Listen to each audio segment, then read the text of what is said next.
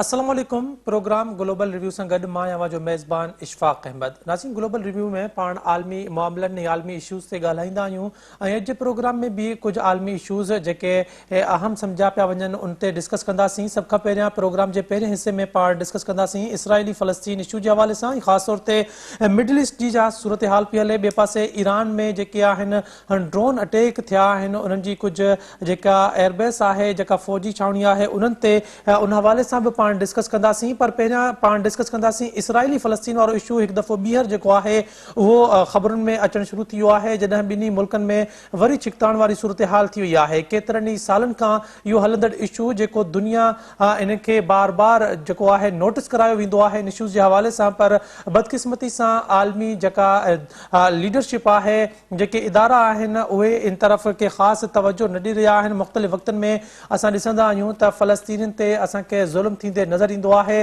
गुज़िरियल ॾींहुं जेको आहे हिकु यहूदी इबादतगाह ते जेको हमलो थियो, जंहिंखां पोइ जेको अमेरिका जो सदर आहे जो बाइडन पारां इसराइली सदर के कॉल कई वई ऐं इन वाक़े खे दहशतगर्दी जो वाक़ियो करार ॾिनो वियो। ऐं साॻी तरह जॾहिं फ़लस्तीन ते अहिड़े क़िस्म जा हमला थींदा आहिनि त आलमी लीडरशिप पारां ख़ामोशी इख्तियार कई वेंदी आहे। इन सूरत हाल ते पाण ॻाल्हाईंदासीं। असां सां अॻूणो सफ़ीर ज़फ़रुल्लाह शेख साहब मौजूद आहिनि। असीं वॾी महिरबानी प्रोग्राम में वक़्त ॾियण जे लाइ। सब खां पहिरियां त इहो ॿुधाइजो त ही इशूज़ वक़्तन फ़वक़्तन उथंदो रहंदो आहे। इसराइली फ़लस्तीन जो अॼुकल्ह भी इहो हॉट इशूज़ बणियल आहे। अवां छा था सम्झो त इन इशूज़ के परमानेंटली रिज़ॉल्व छो न पियो कयो वञे, या अवां चाहियो था त आलमी लीडरशिप चाहे थी त इन ख़िते के अनस्टेबल रखण जे लाइ इहो इशू जेको आहे इस्तेमालु थींदो रहंदो आहे? फ़लस्तीन ऐं इसराइल जो इशू त को अॼु जो इशू कोन्हे। जॾहिं खां 1967 में इहा जंग शुरू थी आहे त तेसि ताईं इहो इसराइल जो ऐं फ़लस्तीन जो इशू अञा ताईं हल न थियो आहे। ऐं इन में नेचुरली यहूदी लॉबी आहे, अमेरिकन्स आहिनि। अमेरिकन्स कॾहिं बि नथा चाहिनि त को फ़लस्तीनियुनि खे असां को ॾियूं। अञा ताईं फ़लस्तीन जी का इंडिपेंडेंट स्टेट अञा डिक्लेयर न थी आहे, पर इसराइल बि अञा ताईं रिकग्नाइज़ फॉर्मली न कयो वियो आहे। पर हाणे ज़ोरिया इहा स्टेट जेकी आहे यहूदियुनि जी, इहो त हाणे अॼु खां यको ऑटोमन अंपायर खां वठी यको इहो सिलसिलो हलंदो त अॼु हिस्ट्री में कोन था वञूं। रिसेंटली वरी जेको आहे नेतन्याहू जी तव्हांखे पाण ख़बर आहे, अचे थो वञे थो, करप्ट माण्हू आहे, वरी अची वियो आहे। ऐं वरी नयूं शयूं वरी शुरू थी वियूं आहिनि। इसराइल ऐं फ़लस्तीन जे विच में वरी ठकाठुकी शुरू थी आहे। होॾां बि थिए थी, होॾां बि थिए थी। पाण इहो झेड़ो त तमामु पुराणो आहे हद खां वधीक। पर हाणे हुन में एॾा रेज़ोल्यूशन्स आहिनि। असां पाण पाकिस्तान जेको असांजी पॉलिसी आहे फ़लस्तीन ते, असां बाक़ाइदा हुनखे सपोर्ट ॾींदा आहियूं। पर हिन महिल ताईं अञा ॾिसो था त कश्मीर ऐं फ़लस्तीन जो इशू जेको आहे अञा ताईं रिज़ॉल्व न थियो आहे। मां सम्झां थो इहो छा था कनि, जो फ़लस्तीनियुनि खे घटि में घटि जेको आहे हिसो ॾींदा। गोलान सॼो जेको आहे वेस्ट बैंक ते कंट्रोल करे विया आहिनि। असल जेको हाणे जेको झेड़ो आहे उहो आहे मस्जिद ते, छो जो वॉल जेकी विच में आहे हुननि जी बि हेॾो आहे वर्शिप जो हिसो, असांजो बि हेॾो आहे। त उन ते जेको आहे जहिड़ो विच में इहो फॉर्मूलो आयो त अधु कजे हिनखे। पर हाणे अधु करण वारो बि अञा उहो फाइनल न थी चुको आहे। इन करे मूंखे जेको लॻे थो त इशू जल्दी रिज़ॉल्व कोन थींदो। अवां सम्झो था त इन इशूज़ के आलमी दुनिया या ताक़तवर जेके मुल्क आहिनि उहे इन खे पंहिंजे फ़ाइदे में इस्तेमाल भी कंदा आहिनि? अवां सम्झो था?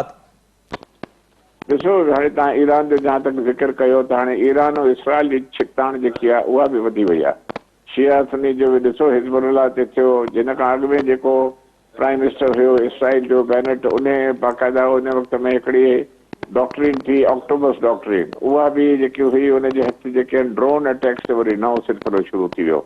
हाणे ड्रोन अटैक्स भी काफ़ी थी विया आहिनि। इसराइल सां हुननि जी छिकताण काफ़ी थी आहे। हिज़्बुल्लाह ते बि काफ़ी इसराइल जी तरफ़ां अटैक थिया। उहे हाइब्रिड वॉर भी शुरू थी वई। हाणे इहो ॻाल्हि आहे त बेसिकली हाइब्रिड वॉर पई हले, डायरेक्टली जेके नथा अचनि जहाज़। त हाणे इहा जेकी सॼे एरिया में टेंशन जेकी आहे तमामु वॾी वई आहे। हाणे इन मां फ़ाइदो कहिड़ा मुल्क वठंदा?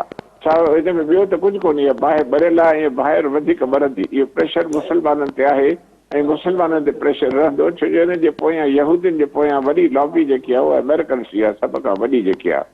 इन करे हाणे अमेरिका त हाणे यूक्रेन जी वॉर में हुनखे एॾो को असरु कोन थो पए, रुॻो पैसा ॾिए थो पियो। बाक़ी त ॿियो कोन्हे। बाक़ी उहो त यूरोप मुसीबत में आहिनि यूक्रेन वॉर जे करे ज़्यादा, छो जो एनर्जी जी क्राइसिस आहे उन्हनि वटि। त मक़सदु चवण जो आहे त असल बाहि ॿरे थी मिडल ईस्ट सॼे रीजन में बाहि ॿरी पई आहे। उहो सॼो इसराइल जी हुन में बदमाशी आहे। न अवां सम्झो था त मुंहिंजो सवाल जेको बुनियादी तौर इहो हुयो त जॾहिं बि नेतन्याहू जेको आहे उहो इसराइली हुकुमरान तौर ते जेको आहे ईंदो आहे त पोइ असांखे जेका कशीदगी आहे, जेका छिकताइण वारी सूरत हाल आहे, उहा असांखे वधीक छो नज़र ईंदी आहे? ऐं नेतन्याहू खे अमेरिका जे बि तमामु क्लोज़ सम्झो वेंदो आहे त इन सां इन ॻाल्हि खे बि लिंक करे सघिजे थो?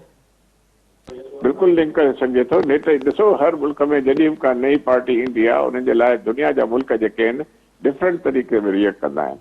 असांजी बि तव्हां ॾिसो, जॾहिं क़यादत इमरान ख़ान जी हुई त उन में डिफरेंट जेके वेस्टर्न पावर्स आहिनि या सुपर पावर्स आहिनि उहे डिफरेंट वे में रिएक्ट कंदा आहिनि। नेतन्याहू जेको हाणे आयो आहे, इहो वियो पहिरियों विच में, वरी आयो, वरी मथां करप्शन जो चार्जिस विचो। ही जेको आहे प्रो जेको आहे तमामु यहूदी आहे, तमामु सख़्तु दुश्मन आहे मुस्लमाननि जो, ऐं ख़ासि करके कॾहिं बि फ़लस्तीननि खे जॾहिं बि का मार घणी पवंदी आहे त हिन जे दौर में घणी पवंदी आहे। हाणे उहा मार छो थी पए? उहा इन करे पए थी त नेचुरली अमेरिकन्स जी हिनखे सपोर्ट आहे, डेफिनेटली हिनखे आहे सपोर्ट। सॼी ॻाल्हि जेकी दुनिया में हक़ीक़त में जेको सॼो बैलेंस ऑफ पावर या बैलेंस ऑफ टेरर तव्हां चओ, उहो सॼो अमेरिका जे करे आहे। उहे सॼो सभिनी खे अॼु जेके बि जंगियूं अमेरिका कयूं, जिते तव्हां ॾिसो, वियतनाम ॾिसो, तव्हां इराक ॾिसो, इराक ईरान जे विच में तव्हां ॾिसो, जंगियूं जेके आहिनि सॼियूं जेके अमेरिकन सॼे मिडल ईस्ट में बाहि आहे जेको आहे तबाह कयो। सॼो सीरिया तबाह थी वई, लेबनान तबाह थी वई। सॼो जेको पैदा कयल जेको माहौल आहे सॼो आहे, नेट ई आहे, उहो अकेलो त न आहे न। पर इन जे दौर में इहो शइ वधी वञे थी जेके तव्हांजी ॻाल्हि आहे। अच्छा ज़फ़र शेख साहब, इहो पिणु ॿुधाईंदा हलिजो त असां ॾिठोसीं त कुझु अरसे पहिरियों ताईं ईरान में बि कशीदगी रही, उन जा अंदरूनी मामलात तमामु घणा ख़राब थी विया हुया। ऐं उन में असां ॾिठोसीं त कुझु आला जेके हुकाम हुया, जेके अॻूणे दौर में कुझु दौरनि में चङनि उहिदनि ते रहिया आहिनि, उन्हनि खे ईरान फायूं ॾियणु जेके आहिनि शुरू कयूं। अवां सम्झो था त ईरान जो जेको एहतजाज वारो सिलसिलो हुयो हिजाब वारे मसइले ते, इन में बि कंहिं न कंहिं मुल्क जी जेका आहे उहा शरारत या साज़िश जो अवां आंसर सम्झो था त शामिल रहियो हूंदो? ईरान ऐं अमेरिका जी छिकताइण तव्हांखे पाण ख़बर आहे। उनजी अख ॿूट जेकी आहे, जेकी सैंक्शन्स जी पई हले, हिकिड़ो सदर जेको आहे चए थो सैंक्शन्स खे रिलैक्स कयो, ओबामा जेको आहे उन चयो त रिलैक्स कयो। वरी ॿियो सदर आयो त उन चयो त असां उहे एग्रीमेंट ई ख़तमु था कयूं, जेको आयो पोयों सदर हो अमेरिका जो। हाणे ॻाल्हि इहा आहे त इहे पॉलिसियूं ईरान जे मथां प्रेशर हुनजे शुरू में रहियो आहे, अञा ताईं हुनजूं सैंक्शन्स आहिनि। हाणे हुन सैंक्शन जे करे इहा छिकताइण तमामु वधीक आहे। ईरान जा ॿ इशू आहिनि, हिकिड़ो ईरान ऐं इसराइल, उनजो पाण में सिलसिलो आहे। ॿियो आहे शिया सुनी जो सिलसिलो आहे। इहे ॿ अलॻि अलॻि आहिनि, पर इहे सॼे मिडल ईस्ट में सॼो करे अमेरिकन हिन गेम खे थोरो पाण में हिक ॿिए सां विढ़ाइनि था पिया। हाणे हिज़बुल्ला खे हिनजी सपोर्ट आहे, यमन में तव्हां वञो त उते जेके शिया आहिनि उन्हनि खे सपोर्ट आहे, सऊदी अरेबिया में जेके अफरुल बातिन में ॿियनि पासे जे शिया आहिनि उन्हनि खे हिनजी सपोर्ट आहे। त ईरान बि जेको आहे अकेलो उन्हनि खे ॾाढी सपोर्ट थो करे। हाणे ईरान जे करे जेको आहे उहो सॼो हे जेके ड्रोन अटैक्स आहिनि, हाणे ईरान जे उन में अमेरिकन्स जेको आहे, तव्हां जेको सुवाल मूंखां पुछियो आहे, अमेरिकन्स जो 100% उन में हथु आहे। ऐं उन में नेचुरली जेके ॿिया एलिमेंट्स आहिनि, आहे त हाइब्रिड वॉर। पर ईरान खे जेको हाणे एंटी गवर्नमेंट जेके स्लो हुयो, सॼा रैलीज़ निकिता आहिनि, एॾा 3-4 साल खां वठी वठवटा लॻी पई, इलाही माण्हू मरी बि विया आहिनि उन में तमामु घणा। त इहो सॼो हाणे बि इहे जेके ड्रोन अटैक्स आहिनि इहो हुनजे अंदरूं पंहिंजे कंट्री में थिया आहिनि। माना त हुन जा आहिनि माण्हू हिते कमु कनि था पिया, इहे ड्रोन्स जेके आहिनि हो त खणी जेको इस्फहान में हिन जा मिलिट्री बेसिस हुया उन्हनि कहिड़ा आहिनि, त उते ड्रोन अटैक्स जेके थिया आहिनि त उहे नेचुरली हितां ई थिया आहिनि। त इहा सॼी जेकी होल गेम आहे, इन जे पोयां सॼी वेस्ट ऑफ अमेरिका आहे। अच्छा, जीअं अवां ॻाल्हि कई त जेको एयर डिफेंस ते जेको ड्रोन अटैक थिया आहिनि, पर ईरान पारां हिन दफ़े कंहिं बि मुल्क ते या कंहिं बि इदारे ते, कंहिं तंज़ीम ते को इल्ज़ाम न लॻायो वियो आहे। त अवां छा था सम्झो त केरु मुमकिन तौर ते इहो ड्रोन अटैक करे सघे थो ईरान ते हिन कंडीशन में? हिकिड़ो स्कूल ऑफ थॉट इहो आहे त जेके ड्रोन अटैक्स आहिनि उन्हनि जा जेके लोकल उते जेके एंटी गवर्नमेंट जेके माण्हू आहिनि एलिमेंट्स, हुन में ईरानियंस बि आहिनि। उहे ईरानियंस बि जेके आहिनि उहे बि करे सघनि था। नंबर 2 जेको आहे हुन में अमेरिकन्स जो बि आहे। हाणे जेको नालो नथा खणनि ईरानियंस, हुनजो रीज़न इहो आहे त हुननि खे को सॉलिड प्रूफ कोन थो मिले। हाणे जेको इस्फहान ते जेको आहे हुनखे मिलिट्री हुनजे बेसिस जे क़रीब जेके अटैक्स थिया ड्रोन जा, उहे त हुननि माराया खणी, उहो नुक़सानु कोन थियो। पर शुरू ॿिया इन खां अॻु में बि इसराइल वग़ैरह जेके ड्रोन अटैक्स करण जी कोशिशि कई आहे, उन नुक़सान थिया आहिनि। हिन दफ़े अञा ताईं ईरान, छो जो ईरान गवर्नमेंट थोरी कमज़ोर थी चुकी आहे, लोकल जेको आहे उन्हनि जो ईरानियन जेको आहे एलिमेंट आहे उहो हुनजे ख़िलाफ़ थी वियो आहे तमामु ॾाढो। ख़ोमेनाई जे मथां ॾाढो वॾो प्रेशर आहे। त हाणे ॻाल्हि इहा आहे त जॾहिं खां वठी 1979 में ख़ोमेनाई आयो आहे ऐं इहो रिवोल्यूशन जेको आहे उन खां पोइ ईरान जी सिचुएशन का स्टेबल न रही आहे। इहो तव्हां ॾिसंदव वरी शाह ईरान जे वक़्त खां वठी थो हाणे शाह ईरान जी हुकूमत जेकी उहा वेस्टर्न ओरिएंटेड हुई ऐं तमामु अलॻि हुई। उन खां पोइ इहो 79 में रिवोल्यूशन अची वियो त ख़ोमेनाई खे घणा माण्हू पसंदि कनि था, घणा नथा कनि। पोइ ॻाल्हि इहा आहे त हे सॼो हलंदड़ प्रोसेस में ईरान जा पंहिंजा माण्हू बि गवर्नमेंट जे ख़िलाफ़ आहिनि ऐं इन करे उहे बि आहिनि ऐं ॿाहिरिया एलिमेंट्स बि आहिनि, त उहे गॾिजी पिया आहिनि हाणे पाण। ऐं अव्हां खे इहो बि लॻे थो त ईंदड़ कुझु सालनि ताईं ईरान में जेको हलंदड़ इनक़लाब खां पोइ वारो सिस्टम हुकूमत आहे, जेको निज़ाम हुकूमत आहे, इहो टुटी सघे थो ऐं कुझु नओं निज़ाम ईरान में नाफ़िज़ थियण वारो आहे? अव्हां खे लॻे थो ईंदड़ सालनि में अहिड़ी सिचुएशन थी सघे थी? मूंखे लॻे थो थींदो, छो जो हाणे काफ़ी वक़्तु थी चुको आहे त हाणे हीउ जेको निज़ाम हाणे हले थो पियो ईरान में काफ़ी 79 खां पोइ जेको मां ज़िक्र कयो ऐं इहो जेको ईरानियन सिस्टम आहे, इहो मूंखे लॻे थो त ईरान खे वरी हो मॉडर्नाइज़ेशन जे तरफ़ वठी रहिया आहिनि। ऐं मां सम्झां थो त लोकल उतां जा माण्हू जेके आहिनि उहे बि चाहिनि था त असां जेको आहे ज़ाइफ़ो त जो बुरका लाहियूं हाणे असां बि ऐं साॻी यूनिवर्सिटी में वञूं, साॻा ई जेके निकाब पाए घुमूं थियूं असां न घुमूं ऐं एजुकेशन बि फुल अचे ऐं जेकी कंट्रोल आहे ख़ोमेनाई डॉक्ट्राइन जे तरफ़ां उहे कंट्रोल बि ख़तमु थियनि। ॾिसो जहिड़ी तरह अफ़गानिस्तान में वरी वियो आहे तालिबान जो, त इन करे जेको सॼो सिस्टम आहे हाणे चेंज थो पियो थिए। दुनिया में इलाही सिस्टम चेंज था पिया थियनि। ईरान में बि इहा चेंज अची वई आहे ऐं मां सम्झां त ईंदी जल्दी। अच्छा ज़फ़रुल्ला शेख साहब, आख़िर में इहो ॿुधाइजो त इन इसराइल फ़लस्तीन ऐं ईरान वारे इशू में अव्हां अरब जेके कंट्रीज़ आहिनि जीअं सऊदी अरब थी वियो, UAE थी वियो या क़तर ऐं बहरेन जेको थी वियो, इन क़िस्म जा मुल्क जेके आहिनि इहे केतिरो किरदारु अदा करे सघनि था स्टेबिलिटी जे लाइ मिडल ईस्ट में? इहे जेके मुल्कनि जा तव्हां नाला खयां इहे बेसिकली ईरान जे ख़िलाफ़ इन करे आहिनि जो ईरान इन्हनि जे ख़िलाफ़ आहे। हिते वरी शिया सुन्नी जी जेकी आहे हाइब्रिड वॉर हले थी, उते कोल्ड वॉर वरी उहा थी पई हले। तव्हां ॾिठो हूंदो त यमन में जेकी जंग हुई उनखे ईरानियन जी सपोर्ट हुई।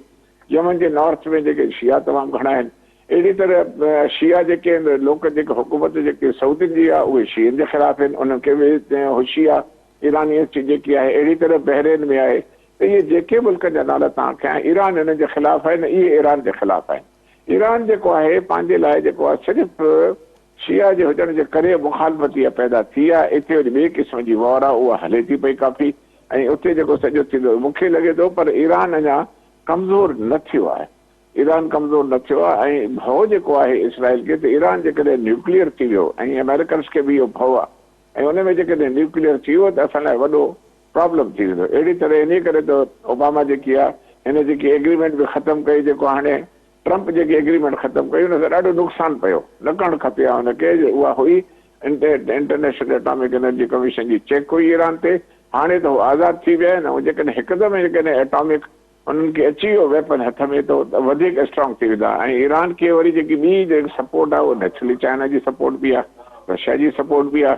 त इहो सॼो जेको ख़ितो आहे बैलेंस ऑफ पावर जेको आहे ईअं ई रहंदो। त मूंखे लॻे थो त जीअं सऊदियुनि सां अख ॿुटे ईरानियुनि सां हिकु दफ़े सफ़ारती तालुका थिया, वरी टुटी विया, वरी थिया।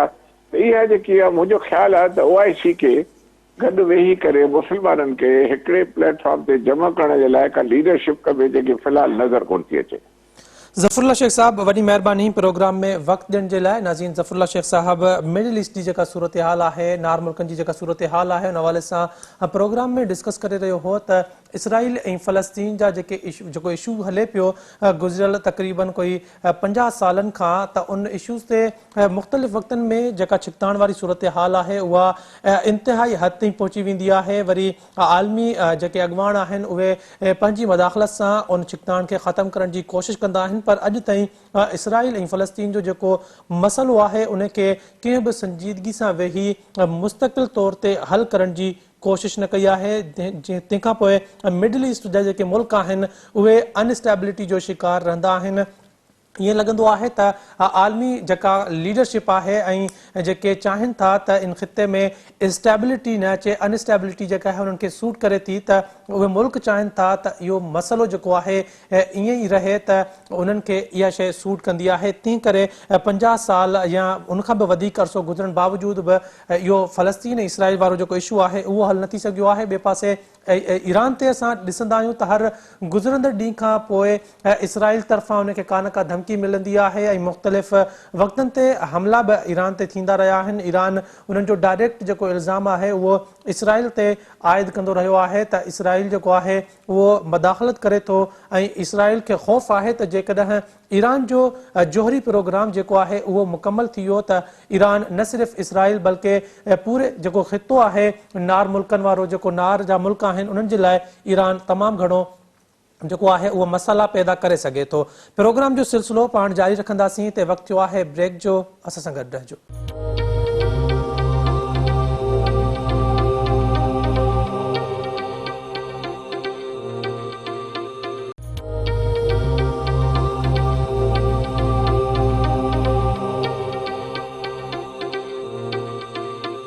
प्रोग्राम में एक दफ़ो ॿीहर भलीकार प्रोग्राम जे इन हिस्से में पाण ज़िक्र कंदासीं मईशत जे हवाले सां ऐं ख़ासि तौर ते आलमी मईशत जे हवाले सां। जॾहिं खां रशिया ऐं यूक्रेन जी जंग शुरू थी आहे पूरी दुनिया मुआशी मुश्किलातुनि जो मुंहुं ॾिसी रही आहे। ख़ासि तौर ते जेको आहे हिन वक़्तु अमेरिका जहिड़ो मुल्क मुआशी बदहाली जो शिकार थी वियो आहे। अमेरिका में मुख़्तलिफ़ जेको आहे शयुनि जूं जेकी क़ीमतूं आहिनि उहे बि वधी वियूं आहिनि ऐं हिन वक़्तु हुतां जी आवाम परेशान आहे महांगाई जे करे। असां हिते पाकिस्तान जेके थर्ड वर्ल्ड कंट्रीज़ जा मुल्क आहियूं उहे त महांगाई जे करे परेशान आहियूं ई, पर अमेरिका जहिड़ो जेको दुनिया जो सुपर पावर सॼो वेंदो आहे जंहिंजी इकोनॉमी तमामु घणी मज़बूत सम्झी वेंदी आहे, अमेरिका जहिड़ो मुल्क बि हिन वक़्तु मुआशी मुश्किलातुनि जो शिकार आहे। इन प्रोग्राम जे हिस्से में पाण इन सूरत हाल ते ॻाल्हाईंदासीं। मीर मज़हर टालपुर साहिब असां सां गॾु टेलीफोन लाइन ते मौजूदु आहिनि। पाण आलमी इशूज़ ते गहरी नज़र रखंदड़ आहिनि। मीर साहिब अस्सलाम वालेकुम। प्रोग्राम में भलीकार मुंहिंजो आवाज़ अवां जेकॾहिं पहुचे पियो त ॿुधाइजो त हिन वक़्तु दुनिया पूरी जेका आहे उहो माशी मुश्किलातुनि जो शिकार आहे। अवां सम्झो था त इहो हिकिड़ो आम फेज़ आहे या रशिया ऐं यूक्रेन जी जंग जा असर आहिनि पूरी दुनिया ते?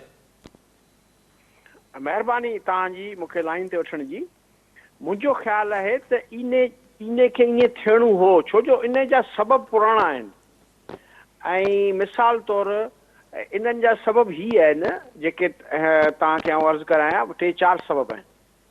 हिकिड़ो सबब त ही आहे त 2008 में जेको क्राइसिस थियो उन क्राइसिस खां पोइ अमरीका ऐं दुनिया जे ॿियनि वॾनि मुल्कनि जेके अमीर मुल्क आहिनि उन्हनि टैक्स खे ज़ीरो करे छॾियो। टैक्स माना हुननि उगाड़ी आमदनी पंहिंजी टैक्स में ज़ीरो करे छॾी। रुगो पे हुननि कर्ज़ ॾिना 0% ते। तंहिं करे हुननि जी आमदनी कोन पे थी, हुननि जो रुगो ख़र्च पे थियो ऐं पोइ उन जे करे हू 2002 खां वठी अमरीका जी ॻाल्हि थो करियां 2002 खां वठी 2021 ताईं हुननि हर साल जेका हुननि जी कर्ज़े जी लिमिट हूंदी आहे मुल्क कर्ज़ो खणण जी हुननि जी असेंबली मां कांग्रेस मां ऐं सेनेट मां पास थिए थो उहो हू हेसी ताईं 20 दफ़ा हर साल हू वधाईंदा रहिया आहिनि। तंहिं करे हिकिड़ो सबबु इहो आहे त हुननि पंहिंजी आमदनी कोन वधाई पर हुननि पंहिंजो ख़र्च वधायो। हिकिड़ी ॻाल्हि। ॿियो वरी सबबु इहो हो त हिकिड़ो सबबु इहो जो तव्हां टैक्स पंहिंजो घटि कयो 2008 में क्राइसिस आयो हिकिड़ो। ॿियो वरी सबबु इहो थियो त तव्हां वटि कोविड अची वई। कोविड जे करे दुनिया में कारोबार बंदि थियो। उन खां पोइ टियों सबबु थियो दुनिया में जॾहिं कारोबार बंदि थिया त सप्लाई चेन्स बंदि थियूं। सप्लाई चेन जा इशू थिया। हिकिड़े मुल्क खां ॿिए मुल्क शयूं वञणु बंदि थियूं त उन जे करे महांगाई थी। टियों सबबु थियो जो यूक्रेन अमरीका ऐं जी नेटो जी जंग थी। हाणे जेॾी महिल यूक्रेन ऐं नेटो जी जंग थी त उन में पोइ हुननि रशिया ते सैंक्शन हयूं ऐं चूंकि रशिया जेको आहे उहो रिसोर्सिस मुल्क आहे माना रिसोर्सिस सेल थो करे फूड जा रिसोर्सिस ऐं एनर्जी जा रिसोर्सिस जेके आहिनि उहे विकिणे थो। तंहिं करे पोइ उन्हनि जो बि क्राइसिस थियो। हाणे इहे 4-5 क्राइसिस गॾिजी विया। हाणे उन गॾिजी वञण जे करे अमरीका जेके सम्झो वेंदो हो इहा सम्झण ॿी ॻाल्हि आहे हुजण ॿी ॻाल्हि आहे। तंहिं करे इहो सम्झो वेंदो हो त मज़बूत मुल्क आहे ऐं मुआशी तरह पर उहो कोन्हे ऐं उनजी शक्ल इहा आहे त हाणे हुनजो 31.5 ट्रिलियन डॉलर जी हुन ते डेफिसिट आहे जेको 85% ऑफ द GDP आहे ऐं इहो 26 में 125 थी वेंदो % ऑफ द GDP। हाणे अच्छा पर मुसीबत ही आहे त हाणे इहा अमरीका सां बि ईअं थी आहे त उन्हनि जे सभिनी मुल्कनि में बि ईअं थी आहे। तंहिं करे पाकिस्तान जो कंपेरिज़न इन्हनि मुल्कनि सां नथो करे सघिजे। पाकिस्तान जूं हालतूं ॿियूं आहिनि। अच्छा, ॿियो सबबु अमेरिका सां ॿी मुसीबत इहा थी त अमेरिका जंगुनि में हलियो वियो, हुनजी आमदनी कोन थी, हुन ॿ वॾियूं जंगूं कयूं, इराक में वॾी जंग कई ऐं अफ़गानिस्तान में वॾी जंग कई ऐं हथियारनि जो कारोबार कयो।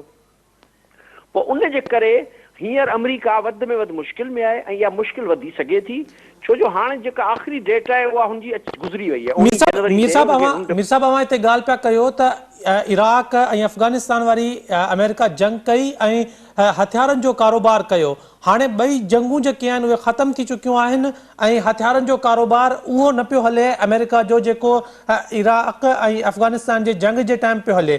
छा अवां सम्झो था त अमेरिका जी मईशत उन वक़्तु ई हलंदी जॾहिं अमेरिका डायरेक्ट कंहिं न कंहिं मुल्क सां जंग में हूंदो ऐं हथियारनि जा कारोबार कंदो? हथियारनि जो कारोबार हुनजो वरी खुली वियो आहे, पर उहो मुल्क जी इकानमी नथो हलाए। उते जे अमीरनि जी इकानमी त हलाए थो, कंपनियुनि जी इकानमी त हलाए थो, पर रियल इस्टेट इकानमी नथो हलाए, वॉल स्ट्रीट इकानमी हलाए थो। अमीरनि जी इकानमी ॿी आहे, शहरनि जी इकानमी ॿी आहे, अवाम जी इकानमी ॿी आहे, इहा ॻाल्हि सम्झणी पवंदी। तंहिं करे हींअर बि हुनजी जेका वार इकानमी आहे, तव्हां हुननि जी मॉर्टन हेड वारा ॾिसो, ॿिया ॾिसो, यूक्रेन जी जंग जे करे हींअर हुनखां तमामु ऐं मिडल ईस्ट में जेका टेंशन आहे, तंहिं करे हुनजी हथियारनि जी इकानमी हींअर बि तकड़ी आहे। हींअर बि उहे कंपनियूं माल पैसा जाम पियूं कमाइनि। हींअर इन टेंशन जे करे एशिया में, मिडल ईस्ट में ऐं तव्हांजे यूरोप में अमेरिका जा हथियार जी कंपनियुनि जो तमामु घणो प्रॉफिट वधे पियो। तंहिं करे पर उहो प्रॉफिट इकानमी में न पियो अचे, उहो प्रॉफिट नुक़सान अचे थो, छो जो अच्छा ॿियो वरी मज़े जी ॻाल्हि ॿुधो त हुननि जेको इहो नुक़सानु हाणे हींअर आमदनी हुनजी कोन्हे, हाणे हुनजो रुगो ख़र्च आहिनि उन जे करे। पर हाणे हिकिड़ी ॿी प्रॉब्लम बि थी आहे, उहा ही थी आहे त जेका हर साल हू पंहिंजो जेको लिमिट हूंदो हो कर्ज़ खणण जी उहो वधाए वेंदो, पर हिन साल हुनखे मुश्किल थींदी, छो जो कांग्रेस में रिपब्लिकन आहिनि। हाणे इहे मुंहिंजो अंदाज़ो आहे त जून ताईं खणी वेंदा, जेसीं ताईं आख़िरी 6 जून ताईं खणी वेंदा, जेसीं ताईं हिननि चयो आहे त असांखे इहो डेबिट सेलिंग हर सूरत में असेंबली मां पास करणी आहे, कांग्रेस मां ऐं सेनेट मां। पर उते हींअर डिफिकल्ट थींदो, छो जो उते हींअर सख़्तु पोलराइज़ेशन आहे अमेरिका जे अंदरि, डेमोक्रेट्स में ऐं रिपब्लिकन में। तंहिं करे उहा जीअं जीअं तव्हांजा ॾींहं गुज़रंदा वेंदा त तव्हां ॾिसंदो त इकानमी उते जी वधीक कमज़ोर थींदी वेंदी, वधीक ऐं वधीक कमज़ोर थींदी वेंदी ऐं उन जा असर वरी दुनिया जे ॿियनि मुल्कनि ते पवंदा। पर दुनिया जे ॿियनि मुल्कनि उन्हनि जो तोड़ कढियो आहे, कढण जी कोशिशि कनि पिया, तोड़ कढी कोन विया आहिनि पर तोड़ कढण जी कोशिशि कनि पिया।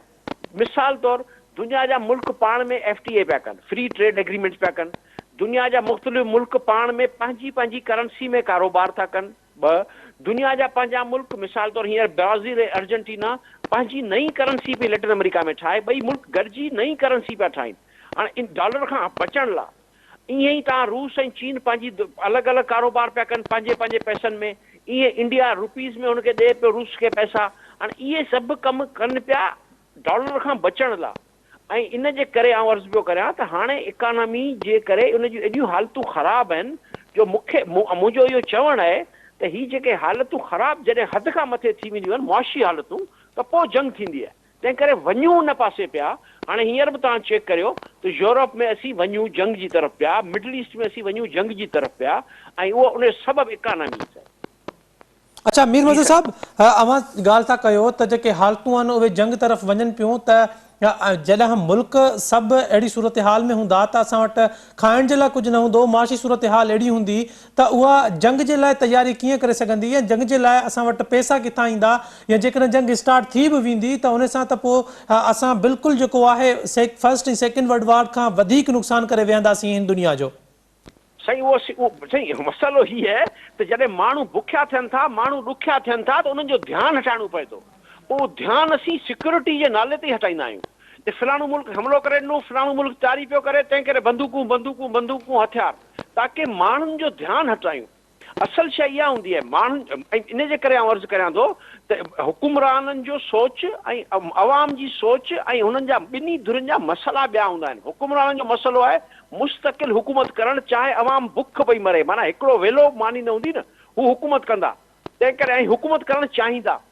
तंहिं करे अर्ज़ु इहो आहे त इहो ॿई ॿिन्ही जा मुफ़ाद जुदा आहिनि। हुकूमतूं हींअर जेके बि हींअर हलनि पियूं, लिबरल डेमोक्रेट्स जूं हुजनि या डिक्टेटर्स जूं हुजनि या जेके ऑटोक्रेट्स हुजनि, उहे एक्चुअली एंटी पीपल आहिनि, अवाम दुश्मन आहिनि हींअर अक्सरियत हुकूमतूं। ऐं बज़ाहिर उहे लिबरल डेमोक्रेट्स आहिनि, पर उहे अवाम पंहिंजूं जेके पंहिंजी अवाम आहे उन जे ख़िलाफ़ आहिनि। न त जंग त कंहिंजे हक़ में कोन्हे, पर छा आहे त माण्हुनि जो इकानमी हले कोन पई। हाणे माण्हू उन हुकूमतुनि खे ढाईंदा, माण्हू चवंदा तव्हीं ज़िम्मेवार आहियो, छो जो असीं बुखिया, असांखे तव्हां बुखिया कयो आहे, त पोइ हू पाण ज़िम्मेवारी न खणंदा। हू चवंदा फलाणे मुल्क जे करे उन जी हालतूं ख़राब आहिनि, तंहिं करे असां मजबूर थी वियासीं असीं इन पिया करियूं। जीअं असांजी हुकूमत छा पई चवे, IMF पई कराए। माना असीं फ़रिश्ता आहियूं, असांजो ज़रो हिकिड़ो पैसे जो बि ॾोह कोन्हे। ॾोह कंहिंजो आहे? ॾोह अमेरिका जो आहे, ॾोह इंडिया जो आहे, ॾोह IMF जो आहे। हाणे मज़े जी इहा ई अर्ज़ु आहे न मुंहिंजो करण जो, त असीं डाइवर्जन कयूं पिया, पोइ डाइवर्जन जे करे जंग लॻंदी। ॿियो मसइलो कोन्हे। बाक़ी माण्हुनि जो त तव्हीं असां में अवाम में ऐं हुकुमरान तबिकनि में इहो ई त फ़र्क़ु आहे। असीं अवाम जी नज़र सां ॾिसूं था ऐं हू पंहिंजे मुफ़ाद जी नज़र सां ॾिसनि था। तंहिं करे जंग हू इन जे करे कंदा त हू पंहिंजो अवाम जो ध्यानु हटाइनि ऐं ॿिए ते ॾोह ॾियनि। मुंहिंजो मक़सदु ॻाल्हि करण जो इहो हो। जी साईं। मीर साहब, जेकॾहिं असां जंग वारे पासे वेंदासीं बि सही त पोइ असांखे उन जा नतीजा ख़बर आहिनि, पर असांखे सिर्फ़ु ॿिनि मुल्कनि जी जंग ई जेको पूरी दुनिया जी मईशत खे विहारे छॾियो आहे, रशिया ऐं यूक्रेन जी जंग, जंहिंजा असर असांखे पूरी दुनिया में लिटरली नज़र पिया अचनि। अव्हां सम्झो था त इन रशिया ऐं यूक्रेन जंग खे ईअं ई हलणु ॾिनो वेंदो ऐं हिन वक़्तु अमेरिका जी मईशत एतिरी कमज़ोर थियण खां पोइ बि अमेरिका उन जंग में यूक्रेन खे फीड कंदो रहंदो? यूक्रेन खे फीड कंदो रहंदो ऐं हू पंहिंजो मामिलो ठाहिनि पिया। मिसाल तौरु तव्हां ॾिठो आहे त स्वीडन ऐं फिनलैंड में वञनि पिया नेटो में। हाणे नेटो में वञनि पिया त इन्हनि ॿिन्ही मुल्कनि जो रूस सां बॉर्डर आहे। हाणे इहो ई त हुनखे प्रॉब्लम आहे त भई यूक्रेन जो मूंसां बॉर्डर आहे ऐं तंहिं करे तव्हां अमेरिका उन खां नेटो मुंहिंजे बॉर्डर ते न अचे, हिनखे बफर स्टेट रखो ऐं डीमिलिटराइज़ेशन करियो यूक्रेन खे। हाणे स्वीडन ऐं फिनलैंड में नेटो में वञनि पिया ऐं रोमानिया में पोलैंड बि हथियार मोकिले पियो। माना सॼो वेस्ट हथियार मोकिले पियो यूक्रेन खे, ताकी उहो हथियार मोकिले पियो ऐं पासे जा जेके मुल्क आहिनि उन में हथियार गॾु बि कनि पिया। तंहिं करे यूरोप में बाक़ाइदे नज़र अचे पई, डेली वेजिस ते तयारी नज़र अचे पई। हाणे F-16 बि वरी कंपनी चयो आहे त मूंखे को बि मुल्क अगरि मूंखां F-16 ख़रीद कंदो ऐं ख़रीद करे ॾेई सघे थो यूक्रेन खे, त आउं विकिणण लाइ तयारु आहियां। मतिलबु डायरेक्ट अमेरिका अगरि न पियो ॾे, जहाज़ कोन पियो ॾे, टैंक ॾिना अथसि। टैंक माना artillery means attack, ground attack. ऐं उन में जर्मनी खे बि इन्वॉल्व करे वियो आहे, जेको ताक़तवर यूरोप जो मुल्क आहे, ऐं फ्रांस खे करे वियो आहे, ॿियनि मुल्कनि खे करे वियो आहे, पाण ॾे पियो, इब्राहिम टैंक ॾे पियो। त ऐं F-16 हू प्राइवेट कंपनी खां थो ॾियारे ऐं ॿिया मुल्क बाए करे उनखे ॾियनि था। तंहिं करे माहौल जो ठहे पियो कंप्लीट। सॼो रूस सां गॾु जेके मुल्क पासे में आहिनि उहे उन पासे तयारी कनि पिया बिल्कुलु, ऐं वेपन गॾु कनि पिया, वेपन उते ठहनि पिया ऐं उहे हाणे वञनि उन पासे पिया। ऐं रूस खे जेको वॾे में वॾो थ्रेट आहे उहो फ्रॉम यूरोप आहे, नॉट फ्रॉम एशिया आहे। तंहिं करे हू बि पंहिंजो फ़ौजूं हाणे स्वीडन ऐं फिनलैंड जे पासे नयूं डिविजन्स ठाहियूं आहिनि जेके अॻे कोन हुयूं, छो जो उन सां नॉन एग्रेशन एक्ट हो, पैक्ट हो नेटो, सॉरी स्वीडन सां ऐं फिनलैंड सां। पर हींअर चूंकि हुननि चयो असीं नेटो में वञूं था, तंहिं करे हुन पंहिंजूं नयूं डिविजन्स ठाहियूं आहिनि हुन पासे ॿिन्ही मुल्कनि खे, ताकी हीअ अगरि हिते बि नेटो अची वेंदो त आउं वधीक थ्रेट थो करियां, छो जो मुंहिंजो बॉर्डर हुन सां ॿिन्ही मुल्कनि जो पाण में मिले थो। इन जे करे आउं अर्ज़ु करियां त उहो माहौल सॼो ठहे पियो, तेज़ी सां ठहे पियो, ऐं मिडल ईस्ट में बि तेज़ी सां ठहे पियो। इसराइल तमामु डेस्परेट आहे, इसराइल जी जेका मौजूदा हुकूमत आहे, ऐं ईरान जी इकानमी बि कमज़ोर आहे, ॾाढे हद खां मथे कमज़ोर आहे। ऐं हिन सॼे इकनॉमिकल क्राइसिस में मुल्क सवाइ सिक्योरिटी एंगल पब्लिक खे ॾियण खां सवाइ ॿियो हुननि वटि को चॉइस बचे कोन पई पंहिंजी हुकुमरानी बहाल करण जे लाइ। तंहिं करे बि मुंहिंजो इहो चवणु आहे त इकनॉमिकल क्राइसिस इहो आम रवाजी इकनॉमिकल क्राइसिस कोन्हे जेको आम तौर ते थींदो आहे। ही economical crisis for the making of last 40 years आहे, 40 सालनि जी पॉलिसी खां ठहे पियो। हाणे हुनजो साल ॿिनि टिनि में अची हुनजो कंहिं पासे क्लाइमेक्स थियणो आहे। This is how I am saying. Mir मदर साहब वॾी महिरबानी प्रोग्राम में वक़्तु ॾियण जे लाइ। नाज़ीन मीर मज़हर टालपुर साहब सां गॾु मौजूदु हुया जेके आलमी सूरत हाल जे हवाले सां पाण डिस्कस पे कयोसीं। हिन वक़्तु पूरी दुनिया जी जेका मईशत आहे उहा कमज़ोर थियणु शुरू थी वई आहे।